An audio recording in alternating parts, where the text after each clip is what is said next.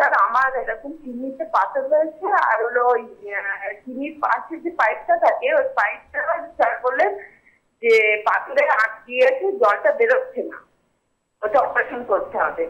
ওই যে পাইপটা যে ফেটে গেছে, হ্যাঁ কিডনির পাশে বললো এটা পাইপটা ফেটে গেছে, পাইপটা পাথরে আঁট দিয়েছে, জলটা বেরোচ্ছে না, বললো যে ওটা অপারেশন করতে হবে।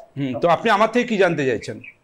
হ্যাঁ বলছি স্যার, ওটা কি কোনো ক্রিটিক্যাল অপারেশন নাকি সেটা বলুন। ওটা ক্রিটিক্যাল অপারেশন কিনা হ্যাঁ ওটা যিনি অপারেশন করবেন তিনি বলতে পারবেন, আমি তো অপারেশনের ডাক্তারবাবু নই। আচ্ছা আমি না অপারেশন যদি ওষুধ খাওয়াতে সেটা কি ওষুধ খেয়ে না, ওষুধ খেয়ে আজ অব্দি পৃথিবীতে ওষুধ খেয়ে পাথর গলানোর ওষুধ আসেনি। এমন কোনো ওষুধ আবিষ্কার হয়নি আজ অব্দি পৃথিবীতে যেখানে ওষুধ খেয়ে পাথর গলে ভ্যানিশ হয়ে যাবে। এরকম কোনো ওষুধ আজ অব্দি ওয়ার্ল্ডে কোনো প্যাথিতে আসেনি। যার গলব্লাডারে স্টোন আছে, কিডনিতে স্টোন আছে বা শরীরে বিভিন্ন জায়গায় স্টোন আছে, তিনি এই প্যাথি ওই প্যাথি করে সময় নষ্ট করবেন না। তার এটা অপারেটিভ ম্যানেজমেন্ট, তাকে এটা একমাত্র মুক্তি পেতে অপারেশনই করতে হবে। সুতরাং স্টোন জানবেন কোনো ওষুধের ক্ষমতা নেই স্টোনে যাবে আর পাথরটাকে গলিয়ে ভ্যানিশ করে বার করে দেবে।